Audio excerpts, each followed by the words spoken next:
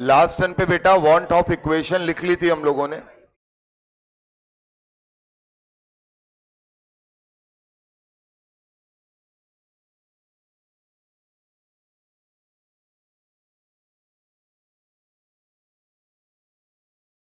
Last turn पे want of equation लिख ली थी हम लोगों ने और वहां से रिजल्ट निकाला था।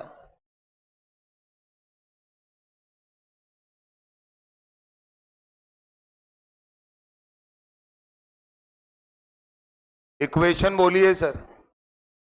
Log of K2 upon K1, जहां K2 और K1 इक्विलिब्रियम कांस्टेंट है रिस्पेक्टिवली टेम्परेचर T2 और T1 पर, यानी कि K2 बोल रहे हैं तो T2 टेम्परेचर और K1 बोल रहे हैं तो T1 टेम्परेचर। ठीक है सर।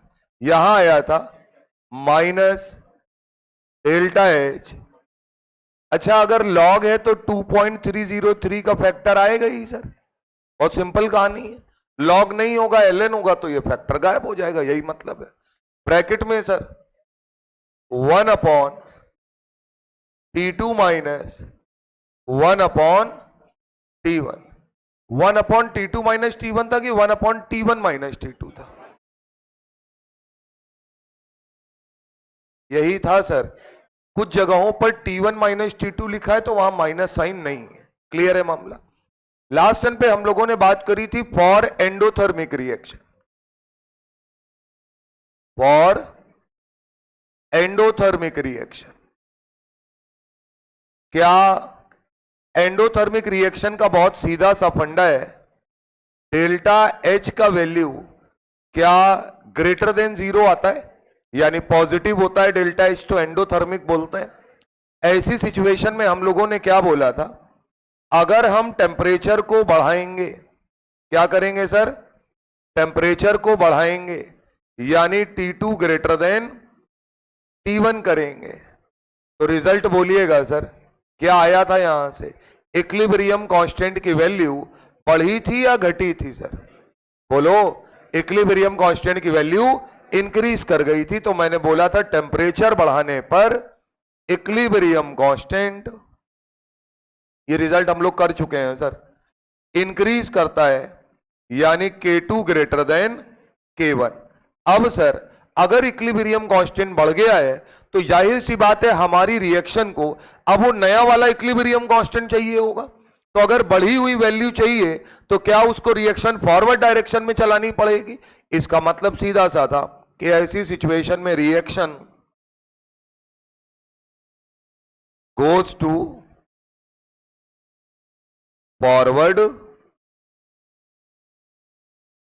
डायरेक्शन। क्या इतनी बात में कोई समस्या है सर? नहीं। इसी का उल्टा अगर कर देते, टेम्परेचर को घटाते तो इक्विलिब्रियम कांस्टेंट घट जाता, और इक्विलिब्रियम कांस्टेंट अगर घट जाता तो जो पहले था वो ज्यादा है, यानी आगे निकल गए हो, आगे निकल गए हो तो पीछे आना पड़ेगा। इसका मतलब reaction goes to backward direction, यही मामला था। तो मैं एक एक बात लिख दे रहा हूं। अगला पॉइंट था इसी में कि इफ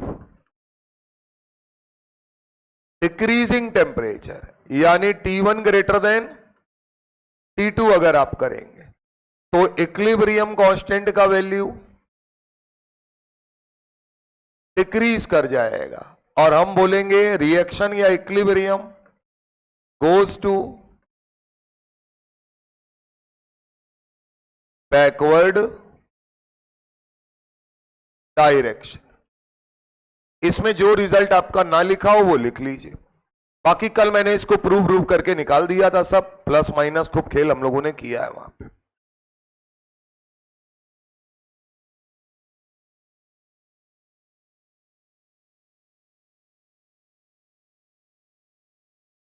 बल्कि अलग से ही कराएंगे, अभी नहीं, दोनों बता दें पहले।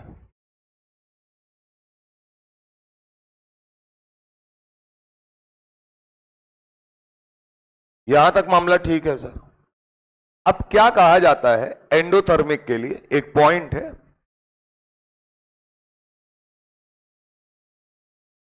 Generally all decomposition reactions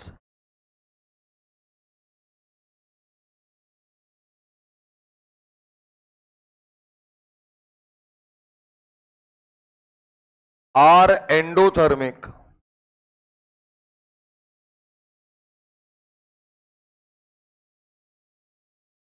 in nature.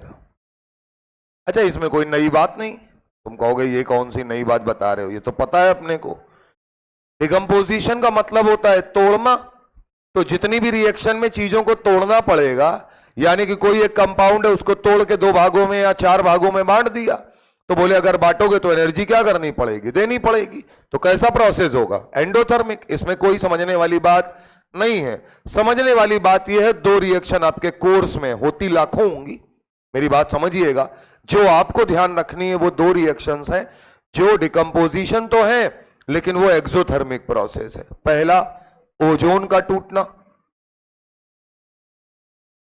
अगर हम ओजोन को ब्रेक करेंगे O2 में तो ये इसके लिए डेल्टा H का वैल्यू नेगेटिव आता है, यानी ये कैसा प्रोसेस होता है,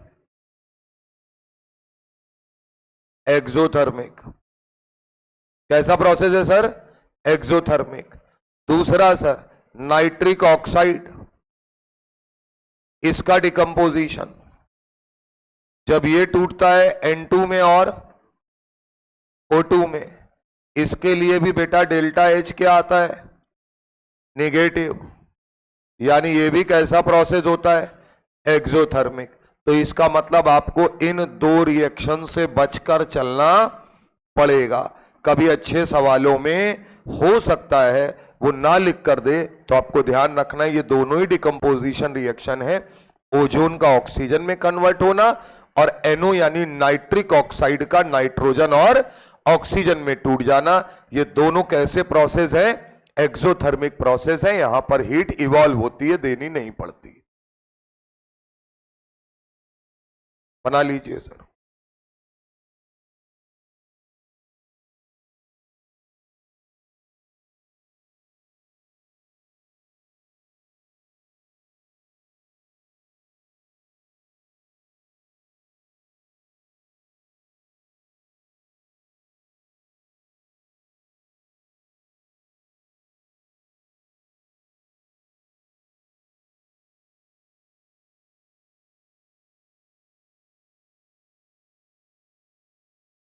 इतनी बात ध्यान रखनी है सर।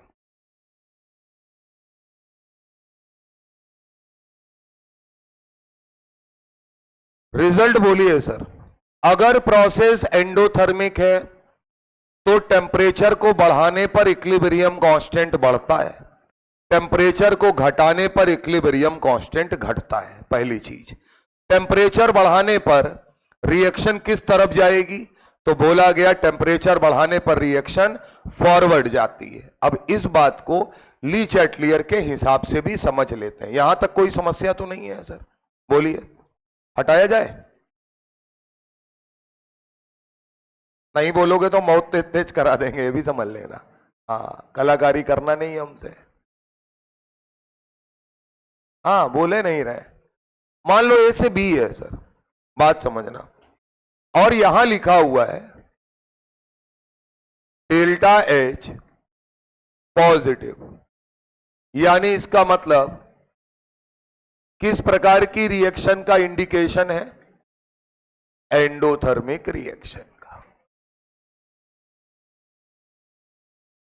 एक रिप्रेजेंटेशन ये है। दूसरा रिप्रेजेंटेशन, क्या एंडोथर्मिक का मतलब होता है कि हमको हीट देनी पड़ती है? तो बेटा अगर इस तरीके से ना लिखकर ये हमारे सामने ऐसे लिख दे कि A plus X kilo calorie या कैलोरी गिव्स B, तो क्या इसका रिप्रेजेंटेशन एंडोथर्मिक है या नहीं है?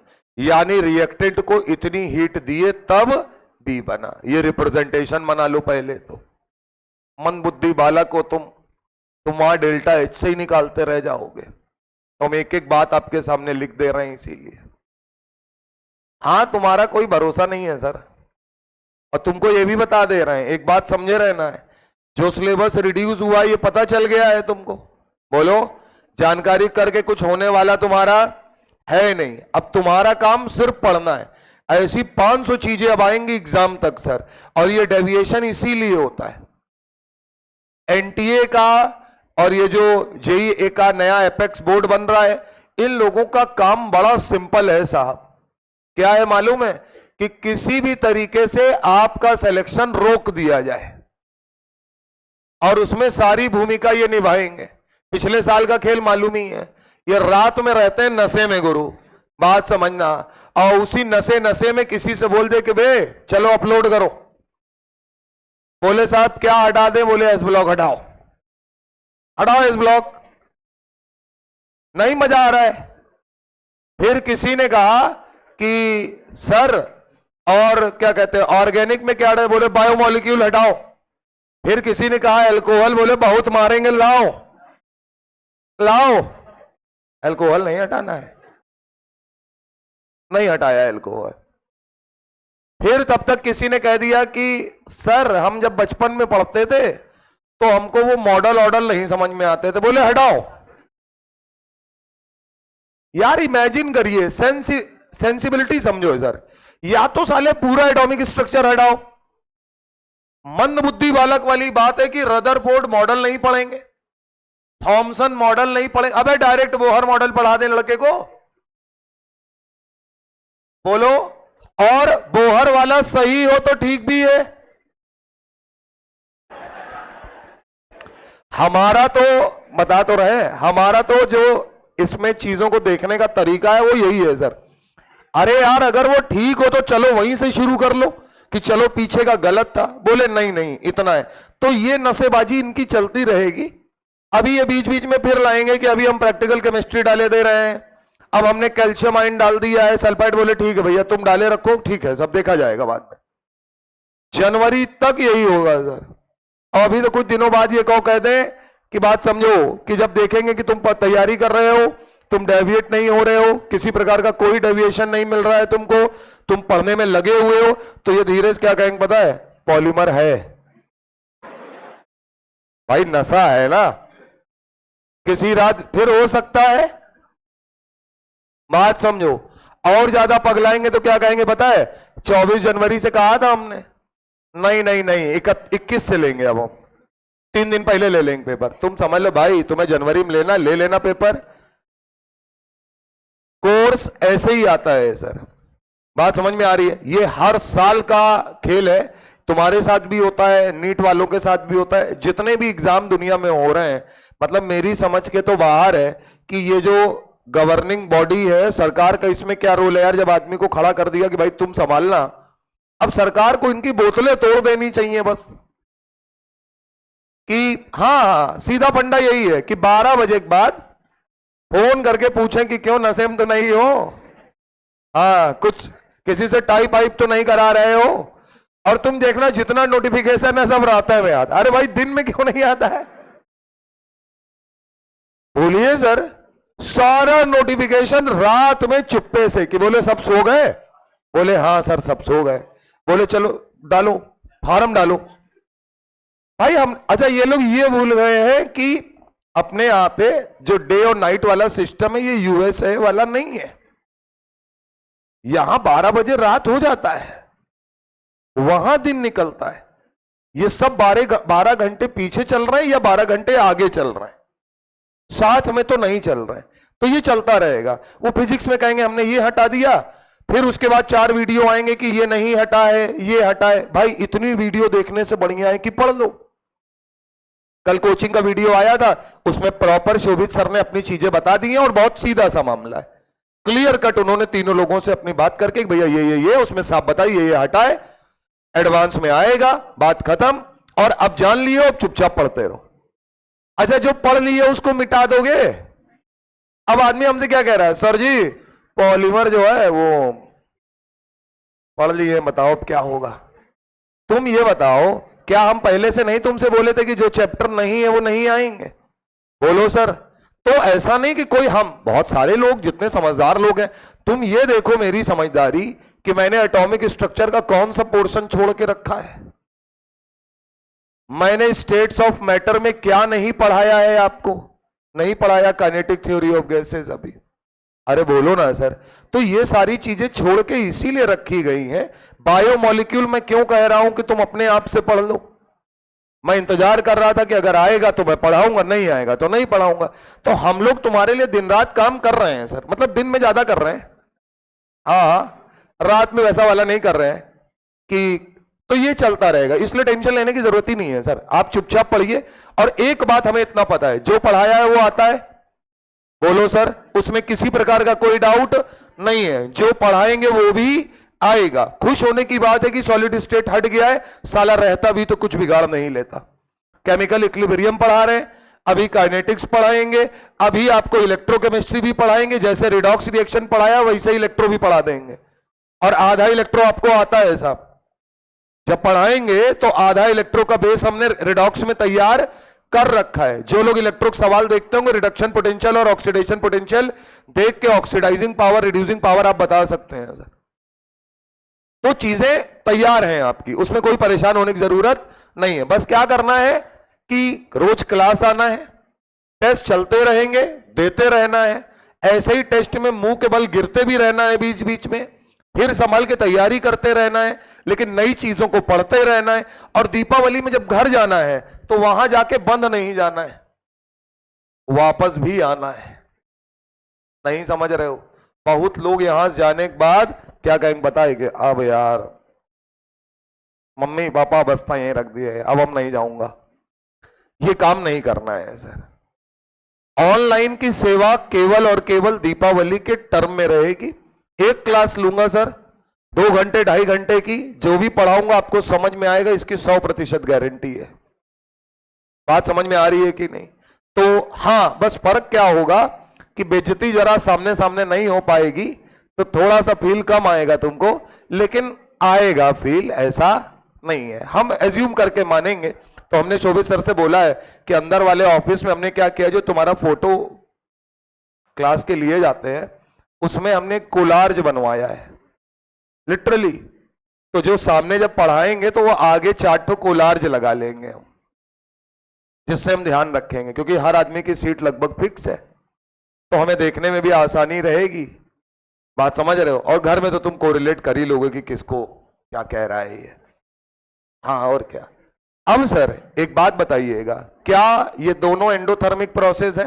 हम लोगों ने पढ़ा कि टेम्परेचर को बढ़ाने पर इक्विलिब्रियम कांस्टेंट का वैल्यू क्या हो जाता है बेटा? बढ़ जाता है। इसमें कहीं कोई समस्या नहीं है। दूसरा रिजल्ट पढ़ा, टेम्परेचर को घटाने पर इक्विलिब्रियम कांस्टेंट का वैल्यू घट जाता है। इसमें कहीं कोई समस्या नहीं है। अगली बात ये पढ़ी कि अगर हम टेम्परेचर को बढ़ा रहे हैं तो इक्विलिब्रियम कांस्टेंट बढ़ रहा है, तो हमारी रिएक्शन की डायरेक्शन क्या है? फॉरवर्ड है। और अगर हम टेम्परेचर को घटा रहे हैं तो हमारी रिएक्शन की डायरेक्शन क्या है? बैकवर्ड है।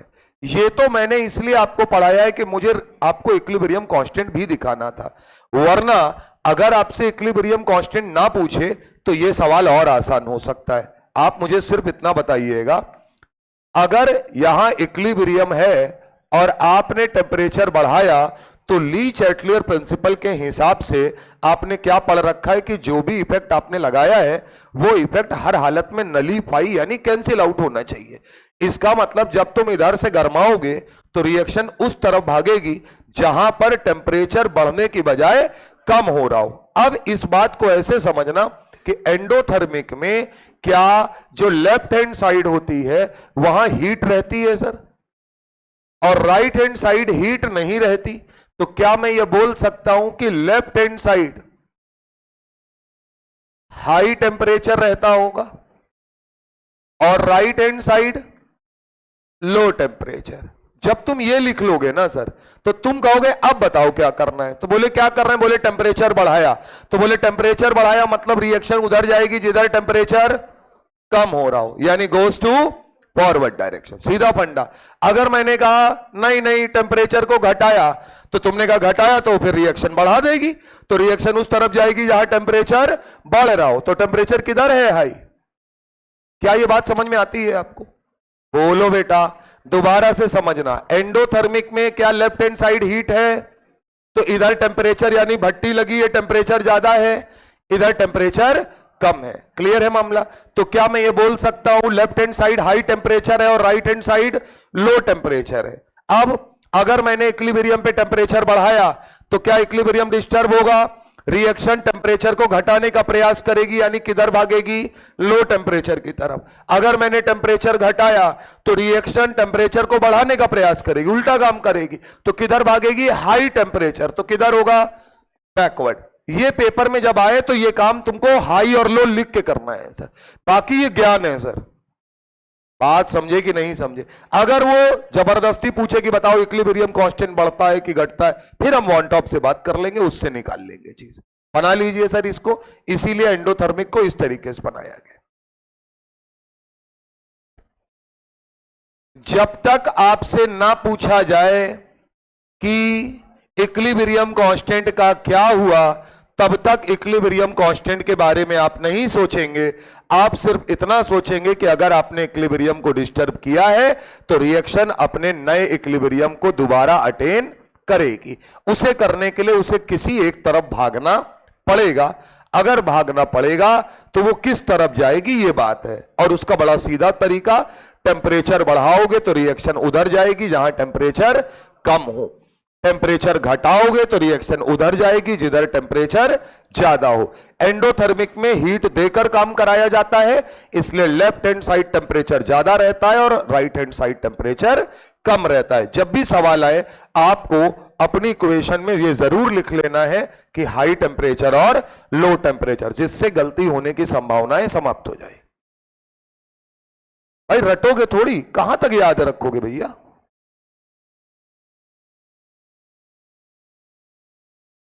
अगला वाला तुम हमें बता दोगे।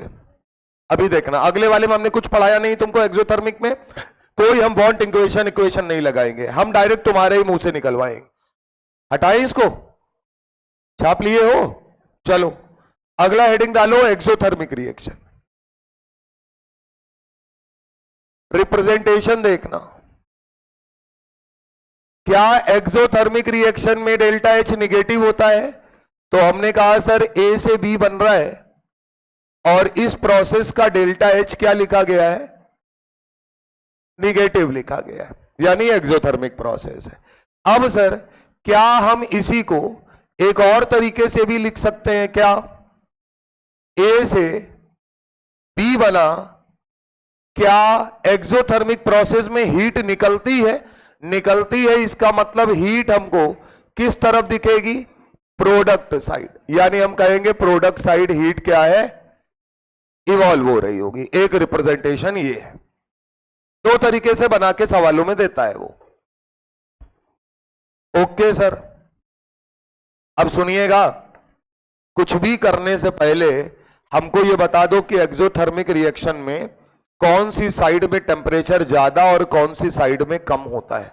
क्या उधर भट्टी लगी है, यानी कि यहां हाई टेम्परेचर रहता है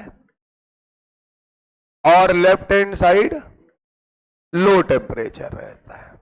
ये बना लिया, ये तो होता ही होगा, इसको तो कोई बदल नहीं सकता। अब अगर मैं तुमसे कहूं ऑन, अब छापना नहीं गुरु, इधर देखो, देख लो, छापने की जरूरत ही नहीं पड़ेगी तुम। ऑन इंक्रीजिंग टेम्परेचर, अगर हमने टेम्परेचर को बढ़ा दिया तो टेम्परेचर को अगर बढ़ाया है तो रिएक्शन टेम्परेचर को क्या करना चाहेगी? कम। कम किधर हो रहा है बताओ? बैकवर्ड, यानी reaction goes to backward direction. मामला समझ में आया या नहीं आया सर? अगली कहानी, हमने कहा ऑन डिक्रीजिंग टेम्परेचर, यानी हम टेम्परेचर को क्या करना चाह रहे हैं? घटाना चाह रहे हैं।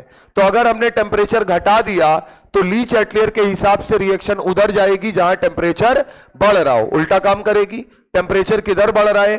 राइट हैंड साइड, यानी reaction goes to forward direction. क्या ये बात समझ में आती है सर? बोलो बेटा।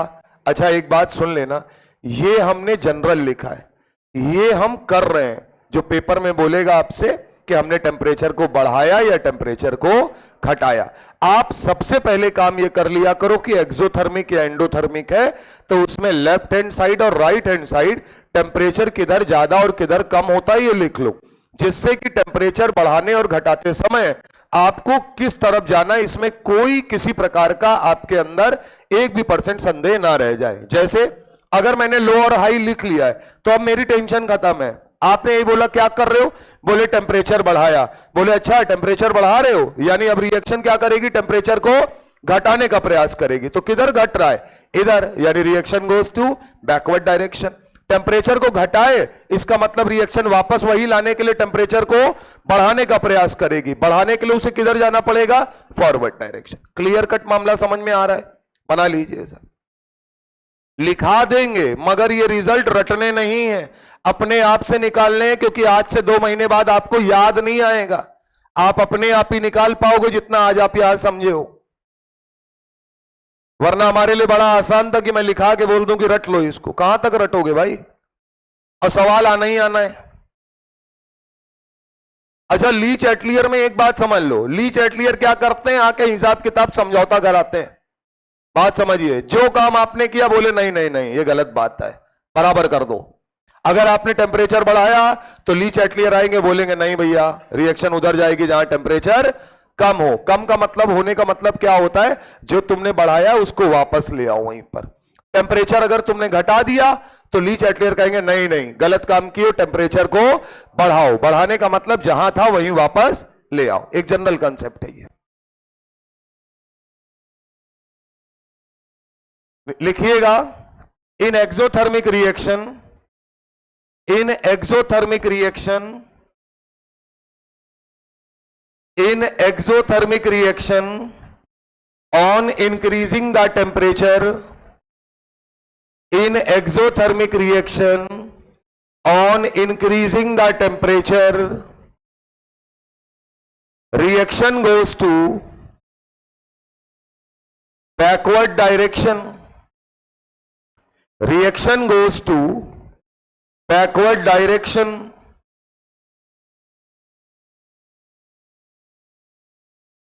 पैराग्राफ चेंज करके on decreasing temperature, on decreasing temperature reaction goes to forward direction, on decreasing temperature reaction goes to forward direction. ठीक भाई, अब बात कर लेते हैं इक्विलिब्रियम कांस्टेंट की। तो हमने एक्सोथर्मिक में temperature T1 equilibrium constant K1, temperature T2 equilibrium constant K2। क्या हमारी want equation,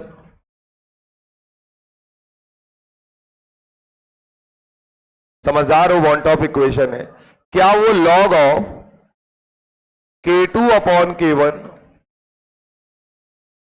is equal to minus delta H 2.303 R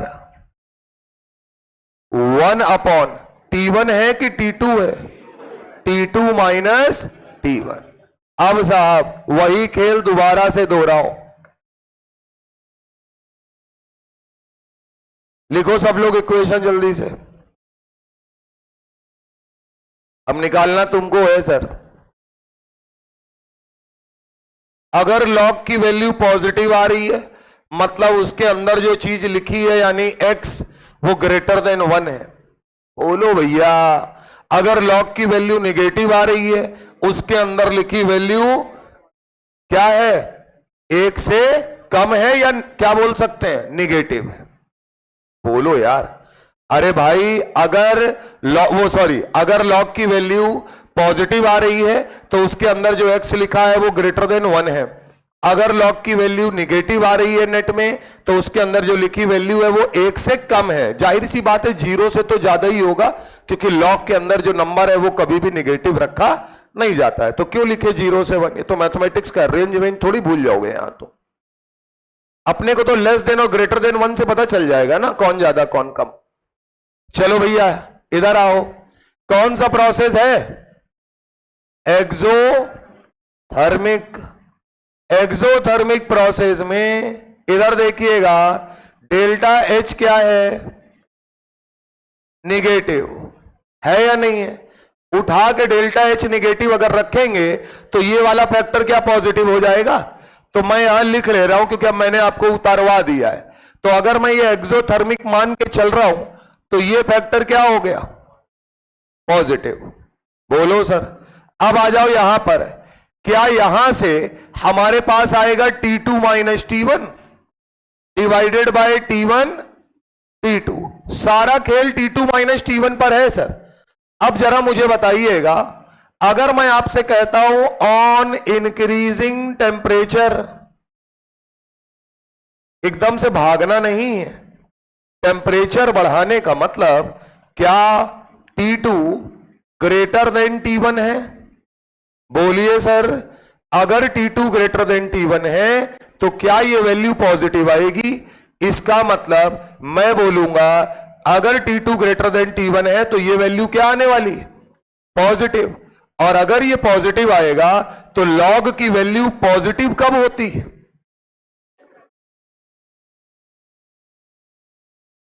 अरे सॉरी, हाँ ठीक है यार, T1 माइनस T2 है भाई। तुम्हारी आत्मा आ गई थी थोड़ी देर के लिए। बात वही है, T2 ग्रेटर देन T1 है तो क्या ये वैल्यू यहां से निकालोगे तो क्या ये निगेटिव आएगा।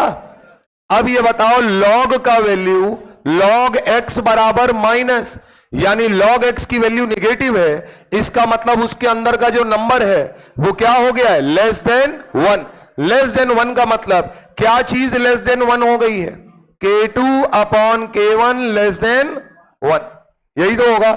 इसका मतलब K2 लेस देन K1। अब सर रिजल्ट क्या आया, टेम्परेचर को बढ़ाने पर इक्विलिब्रियम कांस्टेंट की वैल्यू घट जाती है। कौन से प्रोसेस में, एक्सोथर्मिक प्रोसेस। क्लियर है मामला, बना लीजिए सर। कल हम लोगों ने log x वाला सारा खेल तमाशा कर रखा है सर, तो बहुत क्लियर कट रिजल्ट याद रखना है। log x की वैल्यू पॉजिटिव मतलब x की value greater than 1, log x की वैल्यू निगेटिव यानी x की वैल्यू लेस देन 1। बाकी ज्यादा चक्कर में पड़ना नहीं है, 1 के रिस्पेक्ट में इसलिए चाहिए कि ग्रेटर और लेस चाहिए अपने को। तो इसका मतलब हम डायरेक्शन तो आराम से बता लेते हैं। अब अगर हमें जरूरत पड़ेगी तो हम यह भी बता सकते हैं इक्विलिब्रियम कांस्टेंट बढ़ेगा या घटेगा। एक बात तय है, अभी तक पढ़ते आए थे कि टेम्परेचर बढ़ाने पर इक्विलिब्रियम कांस्टेंट बदल जाता है, या बढ़ाने की बात छोड़े, टेम्परेचर के बदलने पर मैंने कल लिखवाया इक्विलिब्रियम कांस्टेंट बदल जाता है। हम बात कर रहे हैं टेम्परेचर के बढ़ाने पर क्या होता है और टेम्परेचर के घटाने पर क्या होता है, और वो भी रिएक्शन के टाइप पर निर्भर करेगा, एक्सोथर्मिक है कि एंडोथर्मिक। क्लियर है मामला। कॉपी में लिखिए, for exothermic reaction on increasing the temperature, for exothermic reaction on increasing the temperature,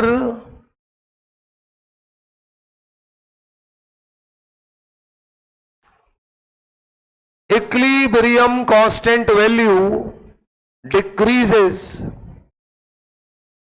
equilibrium constant value decreases. हो गया, दूसरा रिजल्ट भी लपेट दो, कॉमा करके लिखो, reaction goes to equilibrium constant value decreases. Temperature को बढ़ाने पर इक्विलिब्रियम कांस्टेंट की वैल्यू क्या हो जाती है, घट जाती है। पैराग्राफ चेंज करके लिखिए, on decreasing the temperature, on decreasing the temperature equilibrium constant value, equilibrium constant value increases. अब ये तो उल्टा होगा, इतना तो समझदार हो ही तुम। On decreasing the temperature equilibrium constant value increases. Clear बात सर। नीचे और रिजल्ट लिखिएगा, पहले हम लोग लिख ही चुके हैं। टेम्परेचर को बढ़ाने पर रिएक्शन किधर जाती है, बैकवर्ड। टेम्परेचर को घटाने पर रिएक्शन किधर जाती है, फॉरवर्ड। यहां तक कोई समस्या नहीं है सर, ठीक बात। अब हमको ये बताओ,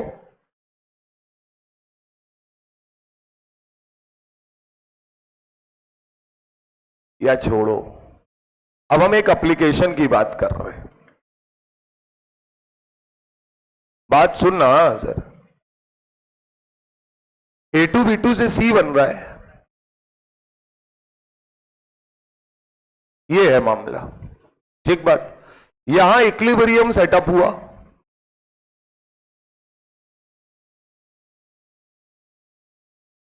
ठीक बात। अब मैं आपसे पूछ रहा हूं, यील्ड ऑफ C इंक्रीजेस, हमें C का उत्पादन बढ़ाना है तो हमें क्या करना पड़ेगा टेम्परेचर को लेके। अपना अपना जवाब सोच लीजिए। सवाल को हमने रिवर्स कर दिया है, घुमा दिया है।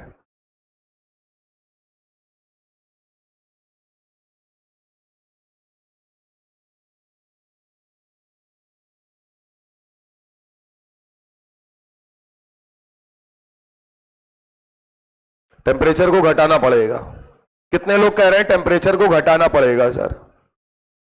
कितने लोग कह रहे हैं टेम्परेचर को बढ़ाना पड़ेगा? कोई नहीं है।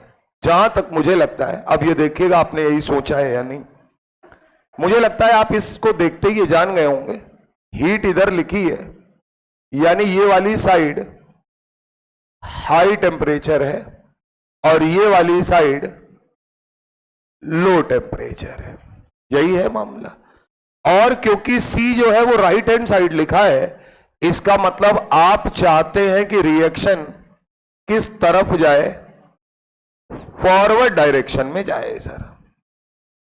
अब सर फॉरवर्ड डायरेक्शन में जो दिख रहा है उसका उल्टा काम करोगे तभी फॉरवर्ड जाओगे। फॉरवर्ड डायरेक्शन में टेम्परेचर क्या है? ज्यादा, तो रिएक्शन फॉरवर्ड में तभी भागेगी जब आप टेम्परेचर को क्या करेंगे सर? घटा रहे हो। क्लियर है मामला? तो बहुत सही आंसर दिया है आपने, बना लीजिए। कभी कभार सवाल को रिवर्स भी पूछा जाता है, वो जमाने गुजर गए कि बार बार पूछा जाता है कि बताओ रिएक्शन किधर जाएगी। अब वो रिएक्शन से पूछेगा कि ये रिएक्शन है, मुझे इसकी यील्ड यानी इसका उत्पादन ज्यादा चाहिए। तो अब आपको सोचना है कि ज्यादा चाहिए मतलब हमने रिजल्ट माना, हमें रिएक्शन फॉरवर्ड ले जानी है। फॉरवर्ड ले जाने में हमने देख लिया फॉरवर्ड डायरेक्शन में टेम्परेचर ज्यादा है, तो रिएक्शन हाई टेम्परेचर की तरफ क्यों चलेगी? अगर आप लो टेम्परेचर कर दोगे तो वो उसे नलीफाई करने के लिए किधर भागेगी? हाई टेम्परेचर की तरफ, यानी कि हमारा C का परसेंटेज या C का उत्पादन बढ़ता चला जाएगा।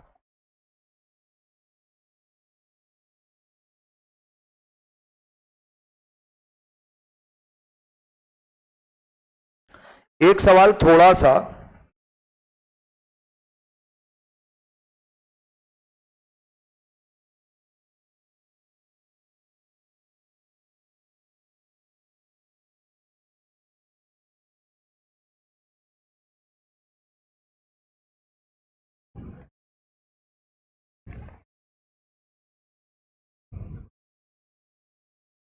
चले हटाएं। तो अब आप इसका मतलब यह कि टेम्परेचर के इफेक्ट को आराम से देख सकते हैं। चलिए सवाल किस तरीके से आएगा? आपके सामने एक रिएक्शन लिखी है H2 gaseous plus I2 gaseous gives 2 times HI gaseous. ठीक है बेटा, आपसे कहा गया, मैं मेन बात लिख दे रहा हूं कि Kc का वैल्यू 66.9 है at 350 degree Celsius and Kc का वैल्यू 50 है at 448 degree Celsius. Then reaction has, पहला ऑप्शन दिया है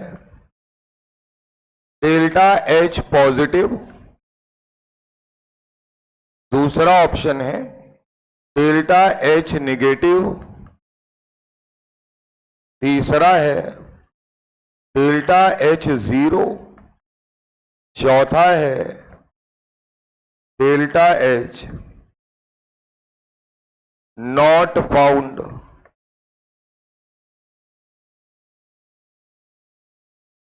का साइन, मतलब हम इसका साइन बता ही नहीं सकते। एक सेकंड का सवाल है, बस देखो बताओ। भैया ये कह रहा है, इधर देखो, 350 से 448, 66.9 से 50, यानी ये कह रहा है कि टेम्परेचर बढ़ाने पर इक्विलिब्रियम कांस्टेंट घट गया है। कौन सी रिएक्शन होती है जिसमें टेम्परेचर बढ़ाने पर इक्विलिब्रियम कांस्टेंट घट जाता है? अभी पीछे पढ़े हो, क्या एंडोथर्मिक प्रोसेस होता है? तो इसका मतलब कि एक्सोथर्मिक प्रोसेस। एक्सोथर्मिक प्रोसेस में टेम्परेचर बढ़ाने पर इक्विलिब्रियम कांस्टेंट की वैल्यू डिक्रीज करती है। इसका मतलब 100% प्रोसेस क्या रहा होगा? एक्सोथर्मिक। रिजल्ट अगर याद होगा तो आप जल्दी कर पाएंगे सवाल, नहीं याद होगा तो वहां पर आप वन टॉप इक्वेशन लगा के निकाल लेंगे। क्लियर है मामला? सवाल इसलिए करा रहे हैं सर, थ्योरी लिखा के हम चल देंगे कोई फायदा नहीं है ना। ऐसा पढ़ा के कुछ नहीं होना है, हमें मालूम है, हम तुमको जानते हैं। तुमसे हम कह देंगे तुम कर लोगे तो तुम कहोगे हाँ, गलत कर लेंगे।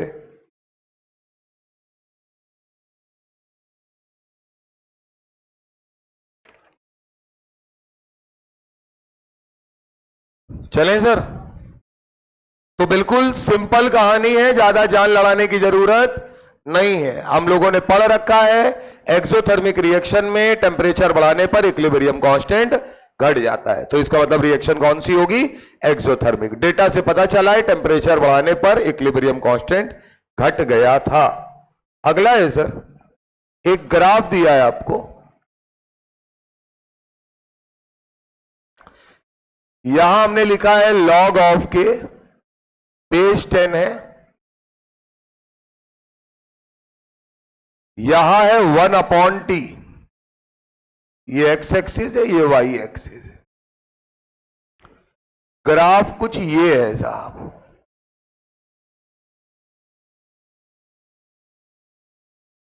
ठीक है।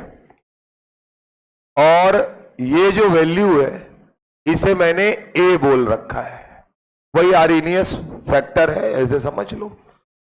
हमने बोला वेरिएशन ऑफ लॉग के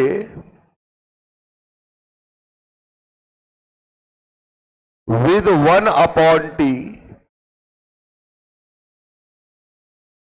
इज शोन।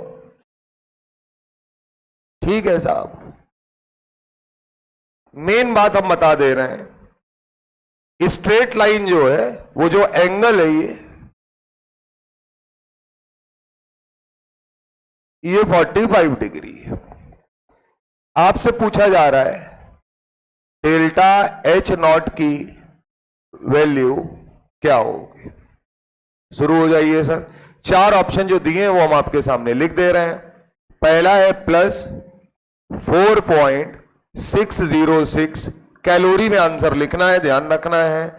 लास्ट टाइम पे मैंने कल बताया भी था, किलो कैलोरी में दिया हो तो हम उसे कैलोरी में कन्वर्ट कर लेते हैं, क्योंकि हमने आर का वैल्यू नॉर्मल फॉर्म में रखना है सर, यानी कि 0.0821 जो लिख रहे थे, -4.606। इसके आंसर ऐसे ही होंगे और प्लस है माइनस में खेल हो जाएगा। तीसरा है 2 कैलोरी, चौथा है -2 कैलोरी। आपके पेपर में आया हुआ सवाल है सर, छोटे छोटे करा रहे हैं। कल की क्लास में क्या करेंगे, पूरा जैसे कराते आए हैं, पूरे चैप्टर का केमिकल इक्विलिब्रियम का जितना सवाल आया हुआ है सब करा दूंगा, बवाल खत्म। तो आप क्या करके आइएगा, आपकी जिम्मेदारी है, जो बचा पोर्शन है वो थोड़ा पढ़ाएंगे। अब आपकी जिम्मेदारी ये रहेगी साहब कि आप पहले से सवाल लगा के आना। तो जब हम आपसे बोले तो आप यहां पे ट्राई करना दूसरे तरीके से। सबके पास 30 ईयर 25 ईयर है, तुम्हें तो ये मालूम नहीं है मैं किस साल के सवाल कराऊंगा, तो तुम इसी बहाने सारे लगा लेना, बात खत्म। अब तुम इस इंतजार में जैसे क्या करते हैं, आप हमको पीडीएफ भेज दिया करो, हम तुम्हें पीडीएफ भेज दें, चलो 2 4 10 आदमी तो करेगा काम, बाकी आदमी क्या करेगा, मैं तुम्हारा समय बर्बाद कर दूंगा। उसमें क्या होगा मालूम है तुमको, ये पता है प्रीवियस ईयर है, तुम में से मैक्सिमम आदमी किताब रखेगा, वो रखेगा ढूंढना शुरू, 3 3 घंटा 4 4 घंटा ढूंढ के तुम सवाल तो कर लोगे, लेकिन तुम्हें आएगा कुछ नहीं। उससे बढ़िया है कि कल प्रीवियस ईयर कराएंगे, केमिकल इक्विलिब्रियम का कराएंगे, आपको पता है, आपके पास जो किताब हो, जो पॉसिबल हो, आप उसमें लगा डालिए सर, ठीक है ना। हमें जो कराना हो तो हमें मालूम है ना, हमें किस साल के ज्यादा लेने, किस साल के कम सवाल लेने। आंसर बोलो गुरु।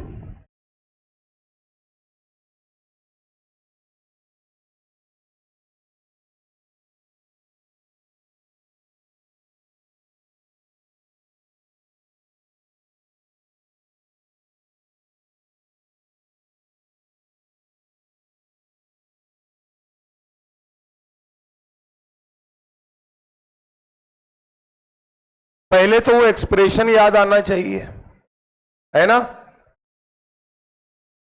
क्या था, याद है किसी को? अच्छा याद है, very good. Log of K is equal to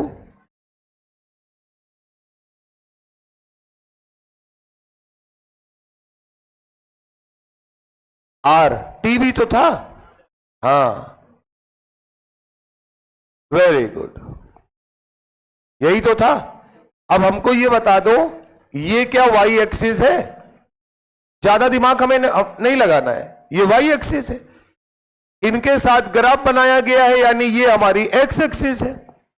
साथ में जो आदमी इनका साथ दे रहा है वो गुणे में है, यानी कि वो स्लोप है, यानी y बराबर mx का ग्राफ है।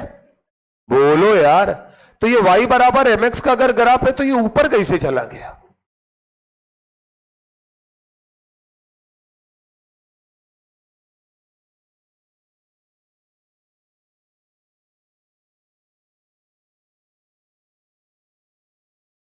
हमको वो सब नहीं पता है।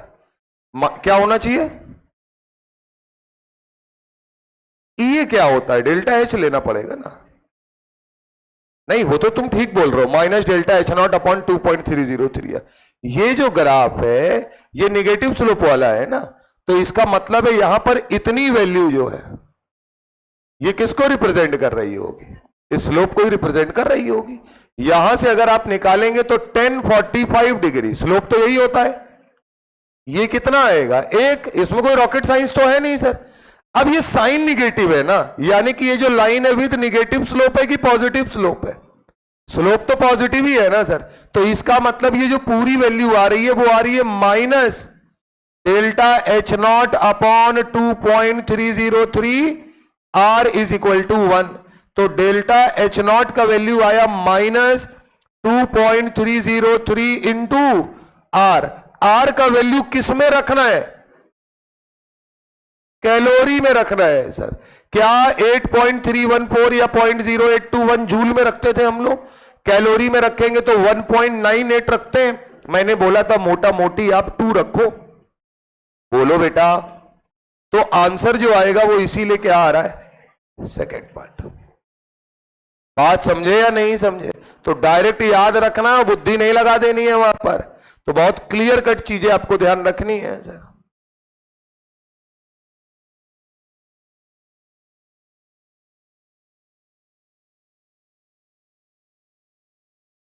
जीरो से उसने इसलिए स्टार्ट नहीं किया है क्योंकि जब कोई भी रिएक्शन होगी तो जीरो से थोड़ी स्टार्ट होगा, कुछ ना कुछ तो इक्विलिब्रियम कांस्टेंट का वैल्यू होगा ही होगा।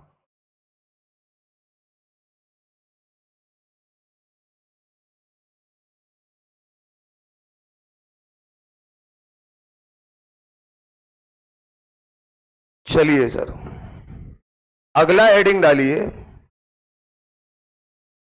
ली चैटलियर प्रिंसिपल का नेक्स्ट मामला।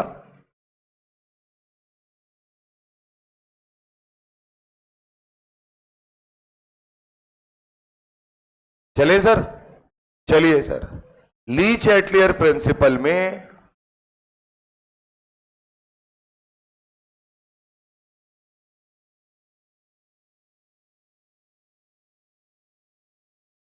पहला हम लोगों ने टेम्परेचर का मामला पढ़ लिया है। दूसरा लिखिएगा number of moles, if number of moles बोलो या क्या बोलो, कंसंट्रेशन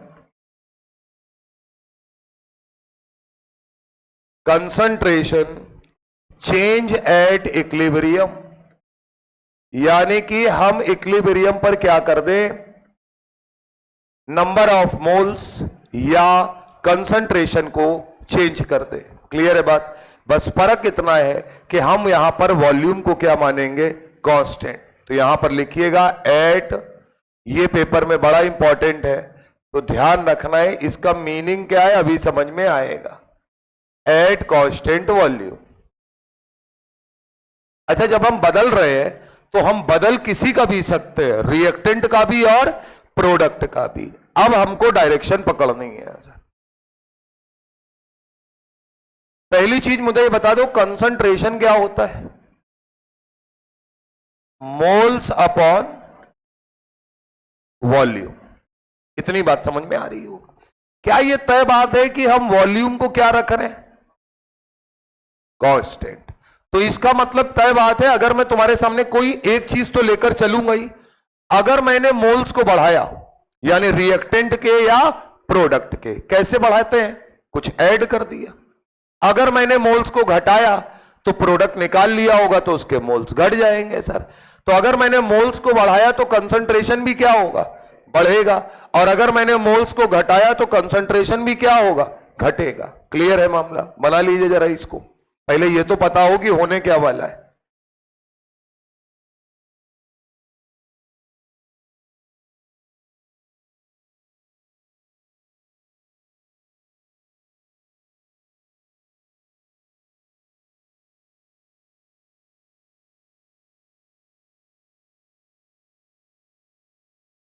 अच्छा, ली चैटलियर में एक बात है, जो करोगे उसका उल्टा तुमको खामियाजा भुगतना पड़ेगा। क्लियर है मामला? अब मुझे बताओ, ये मेरे पास रिएक्टेंट साइड है और ये प्रोडक्ट साइड है। बात समझना, तुम्हारे सामने एक सिचुएशन हम दे रहे हैं और हमने इस सिचुएशन में बोला है कि एडिशन ऑफ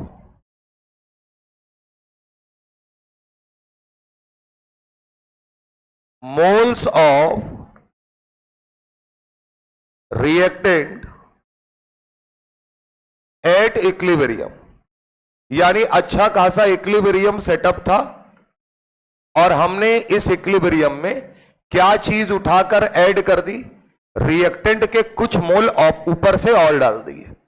अब तुम मुझे सिर्फ इतना बताओ, बहुत बेसिक बात है, अगर तुमने रिएक्टेंट के मोल डाल दिए तो जाहिर सी बात है केसी जो आ रहा था या इक्विलिब्रियम कांस्टेंट जो आ रहा था वो क्या आ रहा था, concentration of product divided by concentration of reactant. क्या उस केसी का वैल्यू डिस्टर्ब हो जाएगा, यानी कि जाहिर सी बात है अब वो केसी क्यू की तरीके काम करेगा, अब वो इक्विलिब्रियम कांस्टेंट की तरीके नहीं रह गया। तो इसका मतलब जैसे ही हमने डाला, क्या एक बात तय है कि इक्विलिब्रियम क्या हो जाता है बेटा, डिस्टर्ब हो जाता है। अब अगर इक्विलिब्रियम डिस्टर्ब हुआ है तो रिएक्शन जो तुमने किया है क्या उसका उल्टा काम करेगी, रिएक्शन किस डायरेक्शन में मूव करती हुई दिखेगी। तुमने रिएक्टेंट के मोल को बढ़ा दिया है, क्या रिएक्शन रिएक्टेंट के मोल को घटाने का प्रयास करेगी, यानी मैं बोलूंगा reaction goes to forward direction, यानी मैं बोलूंगा जो आपका इक्विलिब्रियम है वो किधर शिफ्ट होगा, फॉरवर्ड डायरेक्शन में। तो equilibrium shift in forward direction.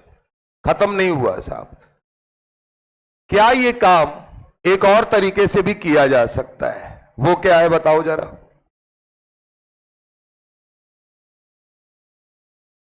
नहीं समझे? अब हमने अबे वॉल्यूम कांस्टेंट रखना है चाचा, इसी में बात हो रही है। क्या ये बात तय, इधर देखो अरे बड़ा सिंपल है, रिएक्टेंट तुमने ज्यादा भर दिया तो इक्विलिब्रियम आ गया था। इक्विलिब्रियम का मतलब अब छेड़छाड़ मत करो, सब बराबर हो गया है मामला।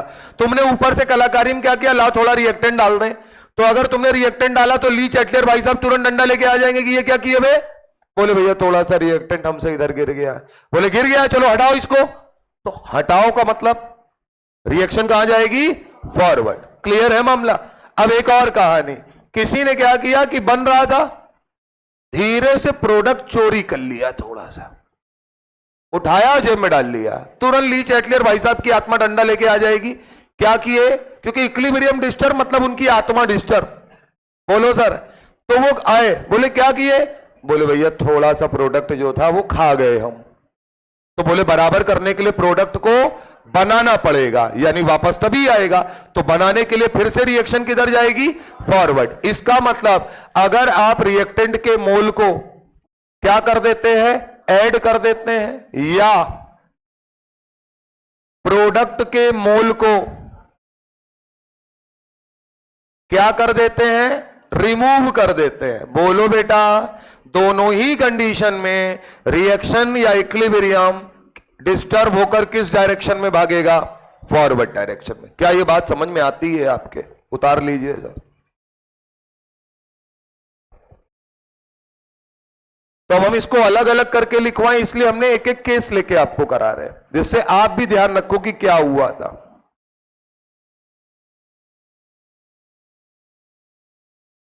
अब यहां से जो समझदार आदमी है वो क्या कहेगा मालूम है, अगर रिएक्शन फॉरवर्ड जाएगी तो प्रोडक्ट ज्यादा बनेगा।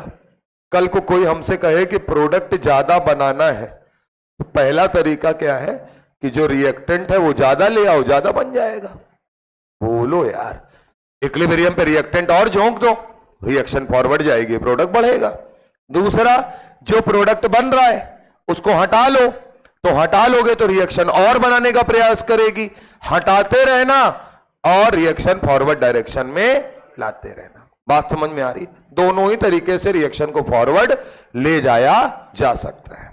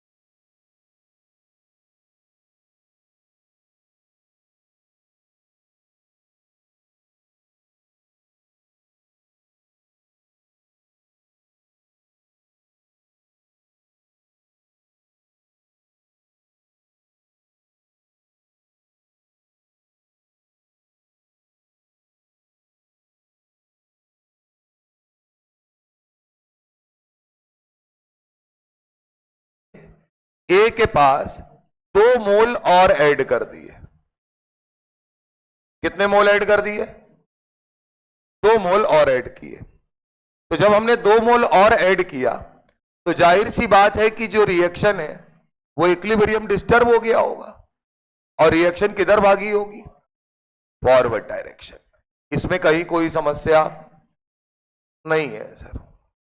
दूसरी सिचुएशन, ए से बी बना रहे, सेम कहानी है, इक्विलिब्रियम है, इक्विलिब्रियम पर इनके 3 मोल हैं, इनके 4 मोल हैं। इस बार हमने क्या किया, 2 मोल निकाल लिए। क्या किए सर, 2 मोल निकाल लिए, यानी रिमूवल की बात कर रहे हैं। तो यहां हमने ऐड किया था, यहां हम रिमूव कर रहे हैं। तो जाहिर सी बात है कि इक्विलिब्रियम डिस्टर्ब होगा, और आप सब समझदार है, आप कहेंगे सर रिएक्शन जो है वो नया इक्विलिब्रियम पाने के लिए किधर भागेगी, बैकवर्ड डायरेक्शन। कोई दिक्कत नहीं है, खेल यहीं से शुरू होता है। क्या मुझे बताइएगा, एट न्यू इक्विलिब्रियम, जब नया इक्विलिब्रियम आएगा, बात समझना, तो क्या ए के मोल पुराने वाले इक्विलिब्रियम के मोल के रिस्पेक्ट में ज्यादा होंगे या कम होंगे?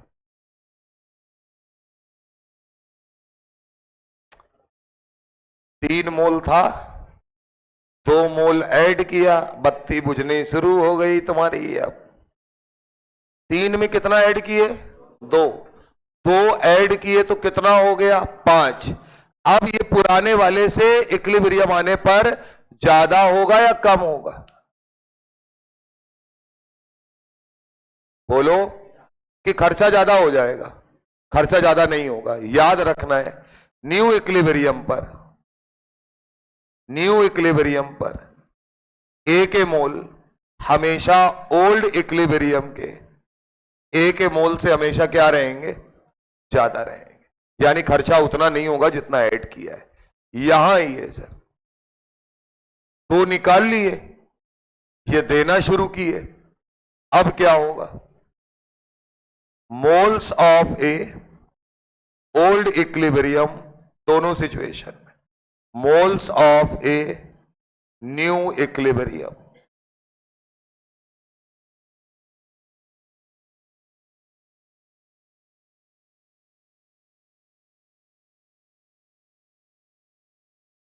स्टाइकियोमेट्रिक कोफिशिएंट तुम देख रहे हो, इससे कुछ होता नहीं है।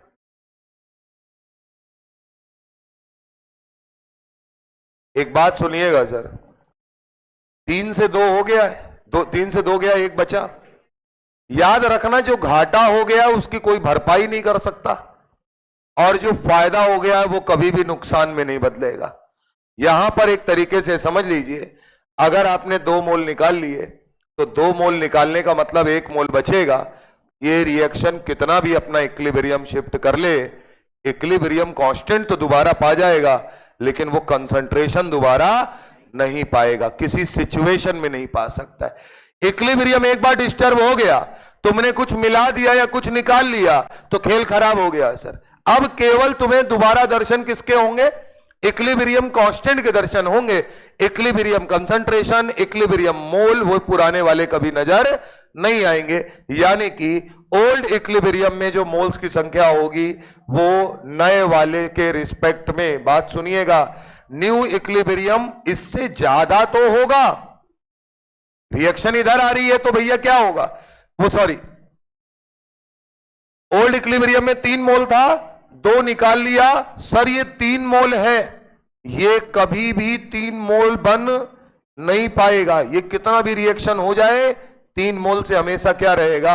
लेस रहेगा, ये याद रखिएगा। यानी कहा जाता है कि नुकसान की पूरी भरपाई नहीं होती। क्यों? LIC कराते हो, मर जाते हो, पैसा मिलता है, आदमी थोड़ी मिलता है वापस। बोलो यार, वो तो घर वाले कहते हैं कि भैया हमको आदमी दे दो, लेकिन वो पैसा इतना होता है कि फिर कहते हैं रहने दो, मत दो। सच्चाई है। वैसे ही सिस्टम यहां भी लागू है। अब क्यों बता रहे हैं? क्योंकि जब इस पर सवाल आएगा तो बहुत बेहतरीन सवाल बनेगा। बात समझ रहे हैं?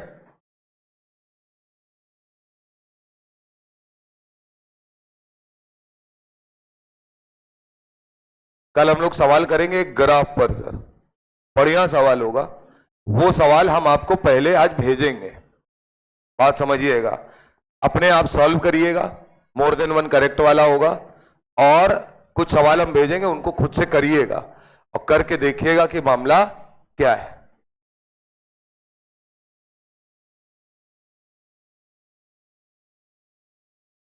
तो आज घर जाके इसके और सवाल लगा लेने, ठीक बात। अभी हम लोगों को बस कल और क्या पढ़ना है? हम लोगों ने कंसंट्रेशन वाला टर्म पढ़ लिया है। कल हमको प्रेशर का इफेक्ट पढ़ना है, इनर्ट गैस और कैटलिस्ट। मुश्किल से 40 मिनट का मामला बचा है, ठीक बात है। आ रख दें क्या दोपहर में?